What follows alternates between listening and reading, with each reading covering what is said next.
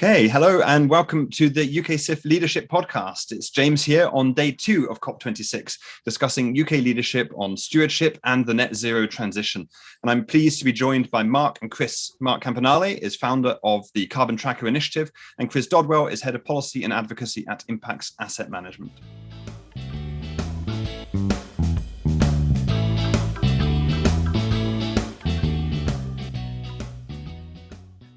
Hello, it's James and Sally here to let you all know about our podcast sponsor.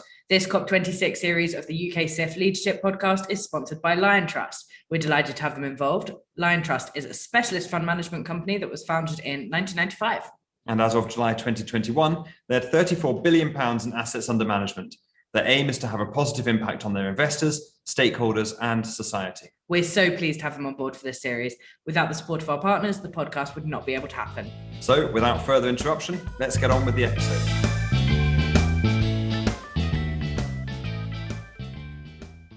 Let's get straight in. Thank you so much for both of you for joining us.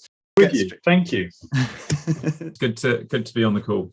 I mean, I suppose today is the day when the world leaders are gathering. We've got the World Leaders Summit at COP. We've got Biden flying in from the US. We've got all sorts of world leaders coming together to talk about this. And obviously net zero is one of the big things on their minds. And so I suppose thinking about UK SIF, thinking about financial services, what is it that financial services, what is the role of financial services in getting us to net zero? Mark, I don't know if you want to jump in first on that. Yeah, well, what markets do and analysts and financial actors are supposed to do is measure and manage risk. And clearly the climate crisis and the clean energy transition that follows from switching to low carbon fuels fundamentally changes everything. We've got a 200-year history of building an infrastructure globally that's based on fossil fuels, from aviation to shipping to cement, steel, and of course power and transportation. We've got to decarbonize that over the next 10 years. We've got to reduce emissions by 50%. That means turning over almost the entire capital stock of traditional manufacture and power. Can we do that without causing huge stress to the financial system? Can we do that without damaging the value of pension funds and assets and savings? And can we do that without blowing up the banking system? I think we can. The challenge is clearly huge and urgent, but we have the analytical depth inside Wall Street, the City of London, to properly measure and manage this risk. But the way we're going to have to go about doing that, we can discuss in this podcast, James. I've got some views on it, and I'm sure Chris has too. That's exactly why we're here, to get your views. So thanks, Mark. I'm really excited about this episode. Chris, I'm keen on your thoughts. Yeah, I mean, my background, as you know, James, I worked in climate policy for 20 odd years and been working in investment management. Like, the move personally was driven by the fact that everyone spoke about the role of private investment in kind of, helping to fund the transition, and I couldn't really understand the perspective of the investment managers, so I thought the only way to do it was kind of stand in their shoes. And whilst I totally agree with Mark around understanding risk and opportunity and trying to kind of look for best, try to get the system to work with you, I've still, 2 years in, I'm still fundamentally driven by the fact that we need real economy policy in order to properly understand what those risks are. We just don't have. I think the financial sector needs to get more involved in the real policy debate, to be demonstrating to governments that actually there is there's almost like a policy penalty if you don't have the clarity of those policies. So it'll cost more without clear policy roadmaps, but also to then get involved in the nitty-gritty of the policies that are going to be needed to mobilize investment in individual sectors. So how are you going to crowd in private investment into hydrogen? How are you going to crowd it into improving the energy efficiency of our building stock and financing electric vehicle infrastructure? these are going to need, so you need both the macro picture in terms of the sectoral transformation, but also you then need to work with individual people responsible kind of for capital investment to actually identify how to de-risk the investment in particular sectors, but also to increase the certainty of policy delivery. So I think there's a real role for investors to roll their sleeves up and to get involved in the nitty-gritty of those investment opportunities. I guess it's the policy risk has been one of the drivers that's led people to move further forward from the financial services perspective in this space. What sort of policy changes do you think we're looking at here? Are we talking about financial mechanisms or like carbon taxes, or are we talking about much more kind of regulatory, like this should be banned or that should not? So we have obviously electric vehicles being the only vehicles that can be on sale from 2035 onwards, I think 2030 onwards. Is that the sort of thing? What sort of policies would work that would drive the financial services to take that action? Yeah, I think you're going to have a mix. I mean, there's a kind of base level that kind of carbon pricing and carbon taxes can achieve across the economy, but actually you're going to need different prices in different sectors depending on what's needed. You look at the Energy Transition Commission's kind of analysis around the kind of the price at which you start to get hydrogen or zero carbon technologies working in individual hard to abate sectors, and it varies. So you can't just say, oh well, we'll have one carbon price. You're going to have to think about smarter incentives. In hydrogen, you're going to have things that will kind of encourage anticipatory investment. The cost of producing green hydrogen is way too high. You can't wait for the use cases and the end users to kind of get established in order to drive that price. So how are you actually going to encourage people through blended finance, get some government money in as well to do this? It's going to need, we did this back at, and Mark will recall this, back in the day, electricity market reform and the UK offshore wind. We worked out a smart way of sharing the risk between the private sector and governments around responsibility for grid infrastructure, and coming up with a smart way of having a subsidy mechanism through the contract for difference regime that now doesn't actually need any government money to do it. That came through some pretty hard work from the low carbon finance group, and we've got to replicate that kind of sector by sector. So yeah, I think it'll need bespoke solutions. Just to pick up on Chris's points on policy, absolutely crucial we get it right. And there's some practical things. I was on a webinar the other day and with the construction and the architectural industry. And we're talking about how wonderful cross-laminated timber is in building construction. And of course, a lot of buildings are very carbon intensive, using a lot of cement and steel. And they're making the point that most building regulations are designed around traditional materials. You have to completely rethink the commissioning and the design of buildings, but you need to get the rules and regulations oversee buildings. You have to get that right. So yeah, your point is well made, Chris. And when it comes to the global south that is still building an energy system, they've got policy or regulatory environments that are built on old fossil fuels. And so the commissioning and design of power stations, the power purchase agreements, the contracting with oil and gas and so on, you've got all of the civil servants, all of the policy that's built for something for the 1960s and 70s, not for the 2020s and 2030s. So that's all made. But having said all of that, I want to be clear, the solutions that we have today are at hand. We're in the middle of an extraordinary clean energy transition, renewables, including storage. Many parts of the world are competitive with traditional fossil fuels without subsidy. And the uptake in cleaner technologies, and just the announcement yesterday that, last week that caught my eye about Tesla with its just reaching $1 trillion market cap, just with the announcement of a couple 100,000 purchases for car hire just shows you how quickly markets respond to the good news of the clean energy economy. And there's a lot of things that investors could be doing about repositioning their portfolio without having to wait for policy to catch up. So there's some simple things. And at the moment, a fossil fuel, there's been 2,500 coal, oil and gas IPOs since in the last 10 years. Did you see the coal IPO that happened in London just the other week? Did you see that? It was multiple times oversubscribed.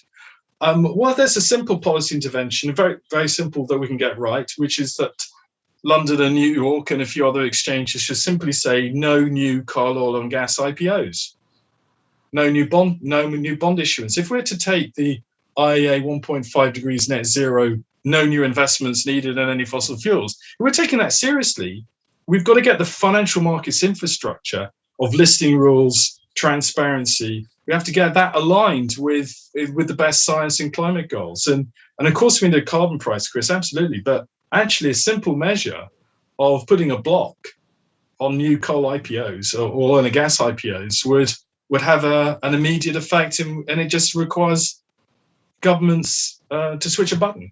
Does the same apply for lending, Mark? Because we've seen, I think, what was it, $4 trillion of bank lending to fossil fuels in the last 5 years or so. Yeah.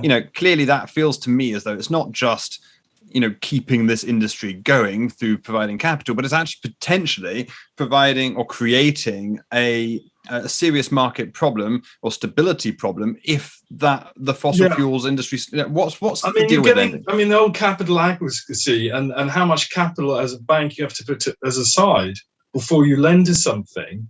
Fossil fuels are not treated any differently to, say, renewable energy when it comes to the capital that you put aside. In my view, there's two points I'd make. One is that we need a penalizing factor to lend to fossil fuels to make it more costly for the banks to lend. That's, I think, probably the first and most important point. But the second is that, look, today it's not illegal to be a coal company. It's not. We're dealing in an industry which we still need. It's not illegal. But if investors think or companies think that should be financed through the banking system, they shouldn't. It should be financed purely with equity, because if the banking system collapses, who picks that up? It's picked up by the taxpayer. It's picked up by citizens. Now, that risk shouldn't be borne by the taxation system or citizens. That risk should be picked up by the shareholders.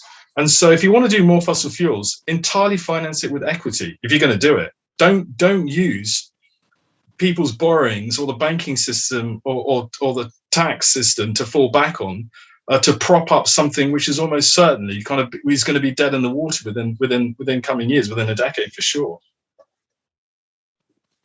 So yeah, I think that we are in a strange situation where we have a sort of schizophrenic attitude of some governments to the transition. You've got bold targets being set, and you can see the opportunities that are going to come from, new parts of the economy that are going to grow.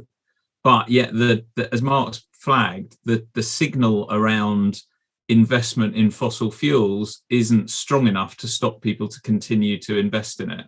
So I think, getting clarity about phase out dates, but you need to see that globally, because otherwise people are going to kind of go, oh, well, there's still coal opportunities in India or somewhere like that. So I do think we're in a tricky part of the transition where stronger signals from governments around, the risks associated with continued investment in fossil fuels would actually be really helpful in order to complement the signals that are there around, well, there's new opportunities in other sectors. And that's where I think we've got this. That's why you've got those IPOs coming through, because people still think that these assets are not going to be stranded and that there's money to be made from them. I know. I mean, one of the things to at the COP, here we are. There's 200 green zone events being organised, but only 2 are discussing the problem of fossil fuels. And one of the problems with the Paris Agreement,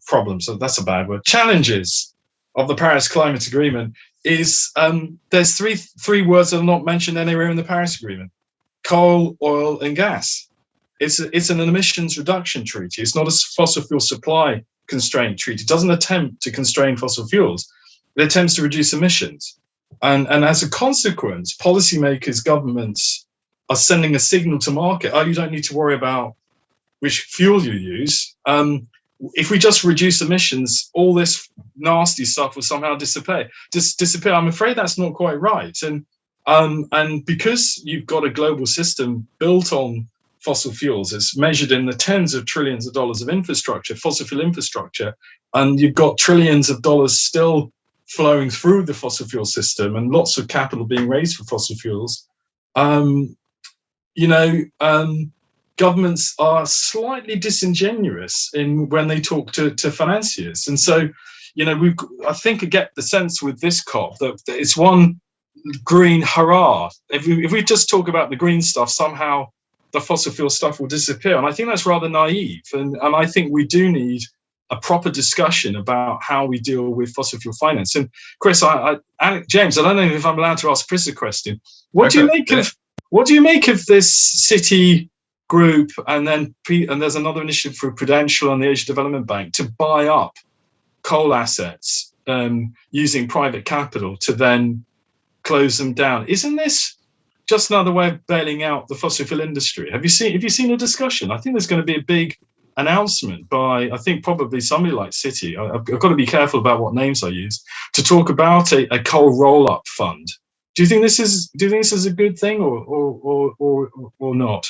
It's a really interesting question. So I'm not aware of that one, but one of the other things that we've been talking about coming into this COP is actually the idea around the payment of compensation from developed countries to developing countries for early closure of their coal plant. So, which is, possibly in similar territory. There's actually I thought it was a really thoughtful, I don't know whether you've read the Ministry for Climate, the King Stanley Robinson thing, book. But what that does is it puts you, 10, 15 years into the future around how we would deal with closing up. He talks about carbon coins, doesn't he? Carbon coins, exactly. How we would deal with effectively paying off the oil-producing countries from keeping the oil in the ground. And at the time I started to read it, I thought this is a really far-fetched idea and, what an appalling idea. But then you actually kind of start to think of the logical progression of some things that are happening. And you kind of go, well, maybe that's not such a far-fetched idea if that is what we need to solve the problem. But going to your point about a carbon price, I'm a bit of a fan of putting the price of carbon at the point of production, so at the wellhead and at the mine head. So producers have to have a permit before they can sell it to a user. And that permit incorporates, whether it's a carbon coin or not, Chris, incorporates a compensation payment to the Global South. Now, I happen to be a fan. I'm on the steering group of something called the Fossil Fuel Non-Proliferation Treaty, fossilfueltreaty.org, which is trying to get governments to cancel new coal, oil and gas licenses. And part of it is central to it is the idea of a just transition. So I think last man standing countries like Saudi, for example, seems to be a classic one, very, very low cost producer.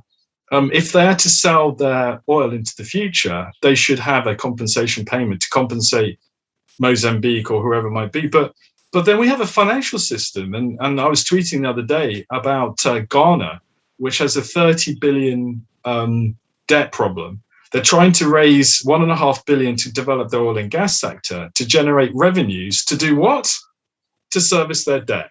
Wouldn't it just be simpler? Would it not? Just to cancel the debt and then tell Ghana, you don't need to develop your oil to produce the cash to pay us in the West for the money we've lent. You would just cancel the debt. It would solve the problem. I think all of those. I think it's a case of all of the above. As we kind of hurtle over the cliff, we need to be grasping at all these kind of ideas. Isn't there a danger though that I was going to say, is there a danger of approaches like that though, that high polluting countries like India and elsewhere that are using, and South Africa that are using a lot of coal, just say, or we can keep going. And in fact, the more we pollute, the better for us, because we're going to get more of a bailout and more of a rescue. Now, obviously, it might well be that we just say, well, that ship sailed, and we kind of just need to get something done urgently, and this is the way to do it. It has to be tied to transition outcomes, which does mean a just transition for 400,000 workers in South Africa still depend on coal. It has to be, the compensation payment is not to carry on producing more coal. It's to compensate, to transverse your economy into something which is more sustainable. So I think the thing that we're hitting on here is that this, as you say, it's got to be many tools to take this forward. I mean, I worked ahead of Paris. I worked on a bunch of NDCs, and in particular worked with Nigeria on trying to put forward what their nationally determined contribution should look like. And you're in a really difficult situation in a country like that, where there were lots of ideas and lots of sectoral, lots of sectoral action, real benefits that they could see coming from the transition, in particular in terms of energy access into very politically unstable parts of the country that otherwise aren't going to get power and therefore not going to get prosperity, but also huge amounts of wastage in the agricultural sector just because things can't get to market because refrigeration doesn't exist. So they can see a real advantage in transition, but they also have this dependency on oil revenues, oil and gas revenues. And they are, they've come forward with some pretty impressive policies since then around cancelling fossil fuel subsidies to actually address, domestic consumption. But actually making that happen in that country is really, really tough. So I think we need to have more of a focus and more of a debate. I mean, we've strayed, James, a little away from the role of the financial sector, but I think what we're exploring is the idea that in order to get the world off fossil fuels, we're going to need new instruments and new approaches that we haven't really envisaged yet. As Mark was saying, we're in a kind of green hurrah stage where actually there's a real excitement and interest in the opportunity arising from the new economy. But we also need to think about how do we switch off the old economy? With my point is focus. We need to cut with both sides of the scissors. We need to cut the use of fossil fuels whilst cutting demand for fossil fuels and growing the green economy. And I think probably the discussion, during the COP has got to focus on the inevitable question of how do we mobilize financial resources to scale renewable energy, particularly clean energy. And transport. But the good news, did you see the INET paper that came out from Oxford a few weeks ago that was saying that because renewables are going to be cheaper than fossil fuels, we're going to have a financial dividend to pay in countries like China and India that are not going to have to spend so much of their GDP on energy. It's going to actually cut the costs. And so there will actually be really positive redistributive effects. A carbon tracker, we call it more gain than pain. So there is good news and the scaling of it, but it isn't going to work when we have a financial system that's hell bent on funding more and more fossil fuels. And something which investors have joined and I supported is the Glasgow Finance Alliance for Net Zero. And the challenge it's got is that many of its members want to carry on funding fossil fuels. They want to be simultaneously net zero whilst funding more fossil fuel expansion. I mean, I'm not the world's greatest scientist, but I don't think both are compatible. You can't do both at the same time. I mean, that was one of the questions I was going to kind of bring us on to. So it's helpful that you mentioned it. Is GFANZ, I think as it's called, and is an umbrella of many of the net zero commitments that have been made in the run up to this COP. And I think that's one of the things that characterizes COP26 is the number of different commitments and other things that have been made from obviously from countries, and we've seen Saudi Arabia and others make net zero commitments as well. Who knows whether that, what that will mean, but also, a lot of companies have made net zero commitments and including financial services firms. What does it mean for a financial services firm to be net zero? What is a net zero pension fund? What is a net zero fund? What does that mean? What does that look like? I'm surprised you haven't started talking about carbon footprinting, James, or temperature warming outcomes of your pension fund. How warm is your pension fund? Like, we're hearing a lot of this. Chris, you go ahead. I've got strong views. I need to calm down a little bit. or we've got pretty strong views on it as well. I mean, I think a good way. Okay, so a good way into this subject is some work we did with the Climate Financial Risk Forum, and this comes back to the point that Mark was saying around how do we get the right amount of information to investors. So what we were asked to do was look at climate disclosures, and in particular think about a dashboard of different indicators that you could use to assess different, report against and use to assess different financial institutions. And what we did, having done a survey of like 80 different metrics that were kind of being used by different people, is we said, look, you've got to categorize this and bring it back to basics. So we came up with 5 use cases: transition risk, physical risk, portfolio decarbonisation, mobilising finance for the transition, and engagement. And within what's happened around net zero, there has been this massive sort of focus around portfolio decarbonisation and portfolio alignment metrics. But actually what you need to do is view that as just one, that's not the whole area of focus. You've got to come back and take a more comprehensive approach. So we all know about the transition and the physical risk. The area that I think we need to give more focus in this Glasgow Financial Alliance is actually investment in the solutions. So I would say that and some of these investment frameworks do have a focus on that, but they don't really offer many ways around how you can measure that. So, at Impax, we've been doing a lot of work on reporting our impacts for many, many years. And we actually do think that measuring I tread warily into this territory, given there's a little bit of controversy, but, measuring the actual impact of your investment in terms of the emissions that are avoided is a meaningful way of reporting. And actually, it's something we've got to scale up. And another metric that's really important in this area is, well, what actually is the capital that you're trying to deploy into the net zero transition? The UK's Green Finance Strategy talks about the need to measure that. The Committee on Climate Change, envisages that we in the UK have got to scale it up from 5 billion to 60 billion a year, every year, by the time we get to 2030.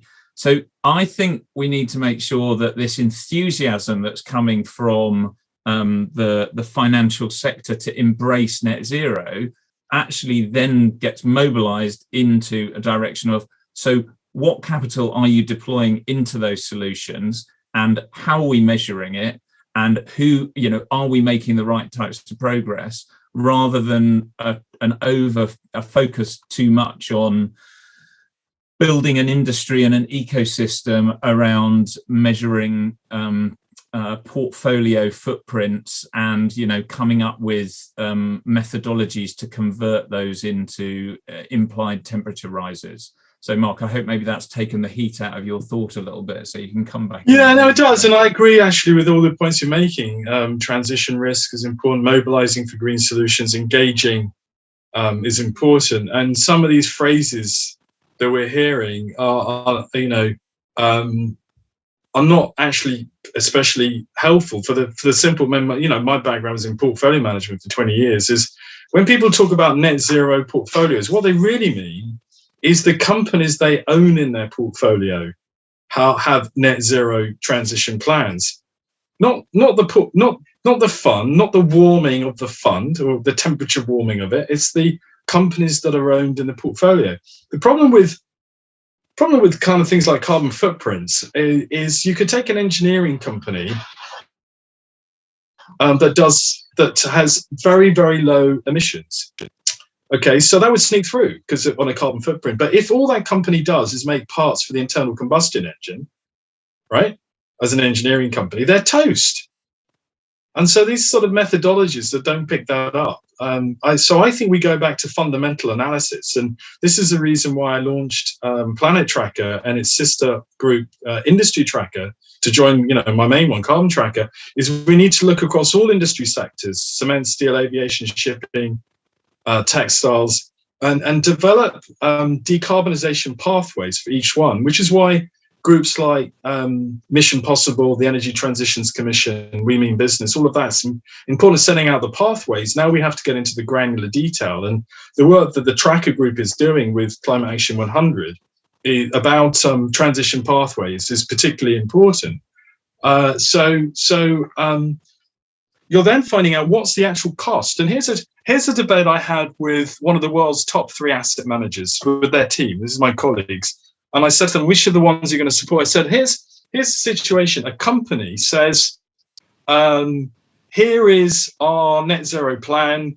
It's not going to affect dividends. It's not going to affect our balance sheet very much. It won't cost a great deal. We think it's going to get there.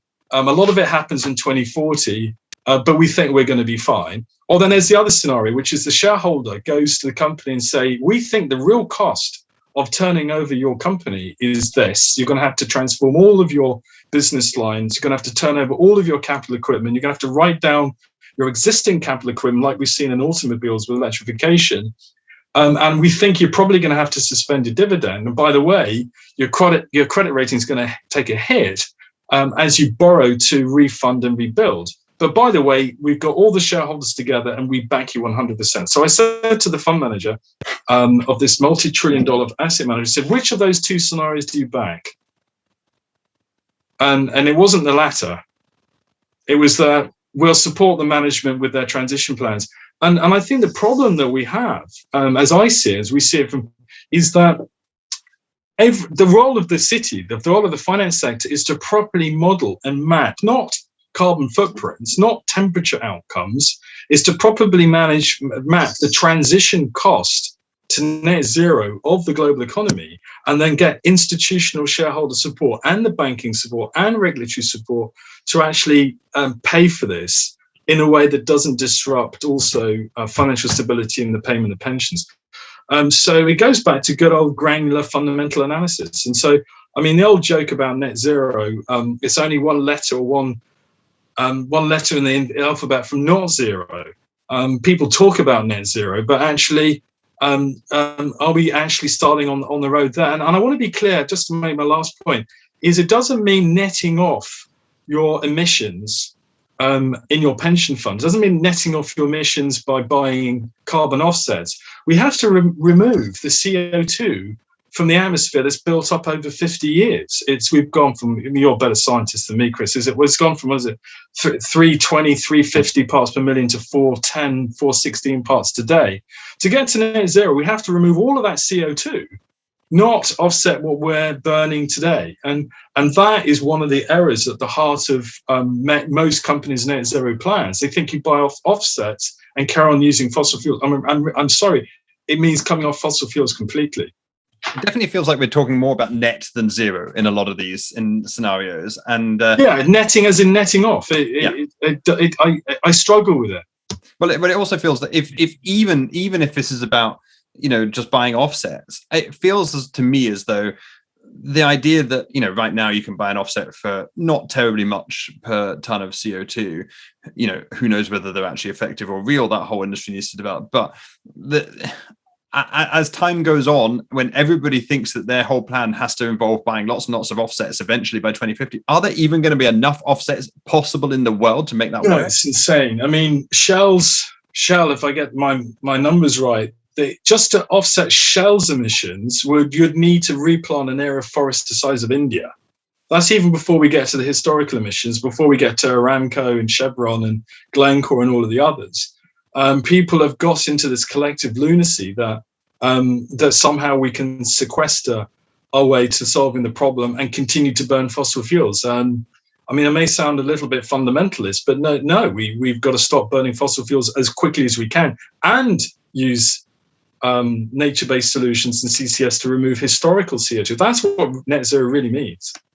Yeah, I strongly agree with Mark's analysis there, and really well sort of argued. That I think when we talk about net zero, what we're talking about is a net zero goal for the global economy, and countries having their own net zero plans, and then industry and financiers having strategies that are aligned with that global vision. We're not talking about individual companies achieving carbon neutrality by buying offsets. So strong support of that. I think as Mark's alluded to, we're going to need pretty dramatic carbon dioxide removal technologies and approaches through nature as part of getting to that target, the global target. The tricky thing is, how do we develop revenue streams for those?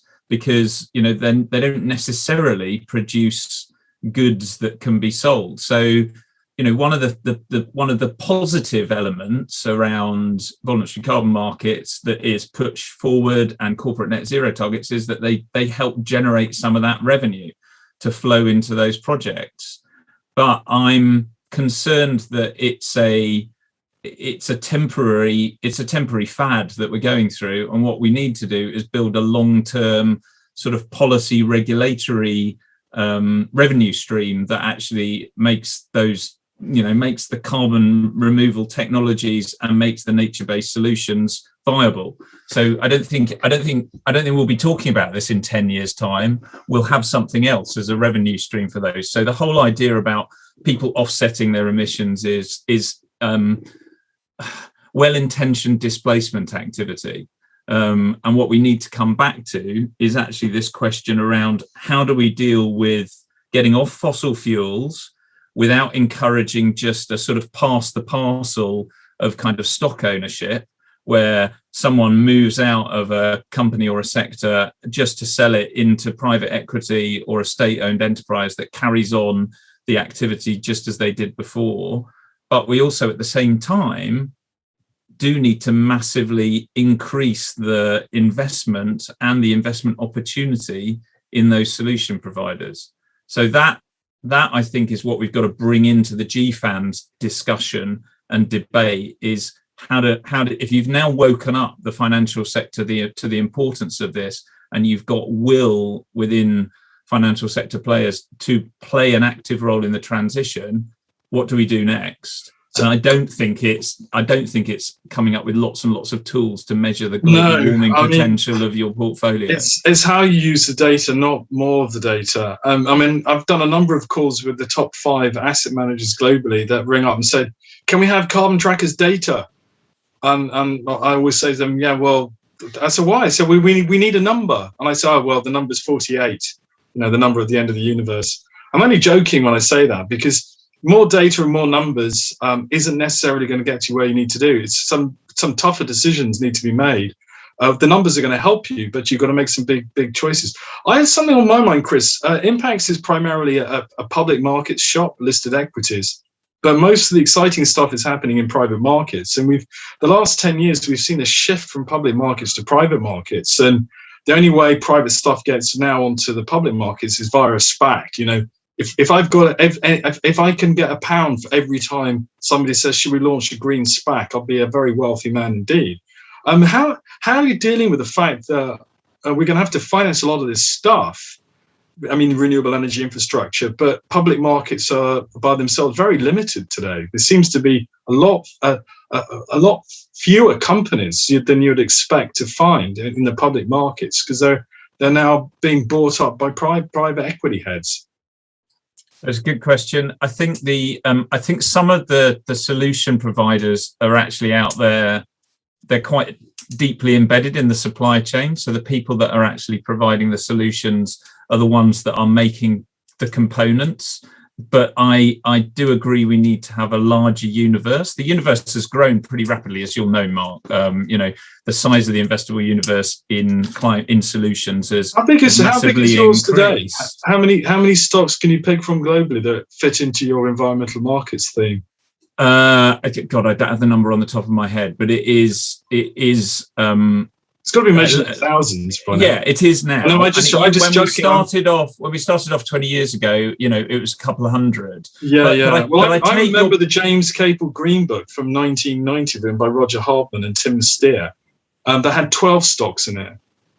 So the world moves on, and there are many thousands. It's just, I think pension funds that can only do public markets are saying that there is a green bubble not just a fossil fuel bubble. There's a green bubble. Is that fair? So I think there are. I think in terms of valuation, you're seeing some of that sort of play out, and it's adjusted. There have been moments of sort of bubbling potentially, but it's less so now than it was, say, around the turn of the year. I think the area that you're touching on, though, is actually to get some of these solutions in the hard to abate sectors, the new technologies to come forward. You are going to have to look at the new companies, not startups, but how do you get companies to go to scale on, development of solution for net zero shipping or new technologies for the steel sector. I really like the work that Industry Tracker is doing on some of this stuff, but stuff is still steel. That's really great. I went to the session earlier last month, and absolutely love the idea around readiness for the transition and who are the players to look at. But I still feel that that's a bit too focused on the public markets, and actually there are some really interesting new investment opportunities coming from the smaller companies that are not yet ready to go to public markets, but are sort of latter stages. And you're seeing a few new investment funds that are kind of coming through and targeting those. So I think you are going to need, for some markets, you're going to need public equity solutions just because of the risk appetite of the institutional investors. But we're not going to solve this unless we actually think about which different pieces of finance are, whether it's venture capital, private equity, are needed to kind of solve for the individual sectors. So it comes back to that point we made at the beginning about. Maybe we need more listed approach. Venture capital. Maybe need listed private equity. There's just so little, and I think pension funds would allocate more if there was more things to buy via the public markets. James, isn't this the case? Absolutely. I'm very conscious that we are running out of time. I think your comment on, the comments on green bubbles are really interesting. We are certainly concerned that if there's too much legislation in sense of you must go down this route, there's a danger of green bubbles. And I think when you see Tesla's valuation rise by $80 billion, its market cap on the announcement of a $4 billion order, you have to kind of question what's going on in Tesla in particular. But I think it's something that we do need to be aware of. But I think that should be taken into account, but not necessarily stop activity in this area. And I think there's some important questions there. I'm very conscious of time, and I did just want to finish us off by saying what are you both excited about for COP this year? Obviously, we've seen the UK in advance of COP launch its net zero strategy, launch its net zero finance roadmap. Are those things exciting? Do you think that puts us in a strong position for a really successful COP this year? Yes and no. Yes, because we need to be ambitious, and these are ambitious announcements. But no, we've got the basic problem of funding more fossil fuels, and the COP and the process doesn't deal with us. So the thing I'm most excited about is the march forward of civil society to say we need to stop the production of fossil fuels. And it's time for the financial sector and government and policy to catch up. Great. Thanks, Mark. Chris, what are you excited about for this? So we kind of went into the COP with a few sort of asks, and I'm hopeful about them being delivered. So the first one is this idea around moving from net zero goals, which now cover nearly 3/4 of the global economy, down to countries showing real leadership by putting forward their sectoral roadmaps. And actually, having weighed it up, the 360 odd pages plus the 1,000 supporting documents, we think the UK's strategy is definitely has the potential to be a blueprint. So we want to see that as a good first step. We want to see more of that happening. The second thing is around, getting financial institutions getting involved and getting effective disclosure. We've now got TCFD, really good acceptance of that, and hopefully we'll see some good announcements later this week on tomorrow on Finance Day.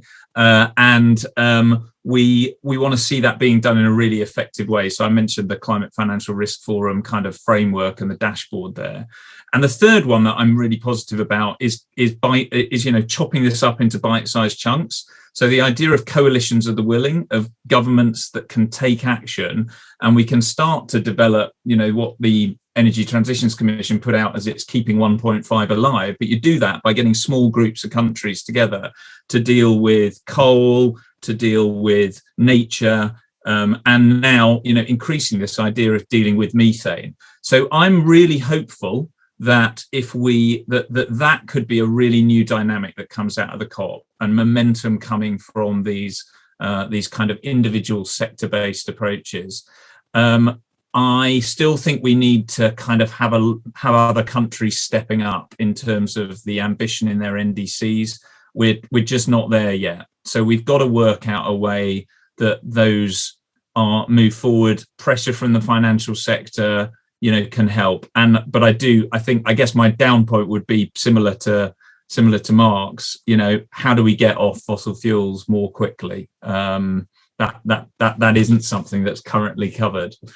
But I'm optimistic on the whole. Brilliant. Thanks, Chris. Well, this has been an incredible recording. I really enjoyed this episode, and I think it sets us up really fantastically well for the week and 2 weeks that we have ahead of COP. Come back every day to hear a new podcast. We've got sessions and topics ranging on all the different themes of the days that COP is running. And if you want to hear more conversations going into different detail like this, please do tune in, like and subscribe to the podcast. Just to say thank you very much to Lion Trust, our podcast sponsor. We really appreciate your support. And Chris Dodwell, Mark Campanale, thank you so much for being with us. Thanks, James. Thank you, James.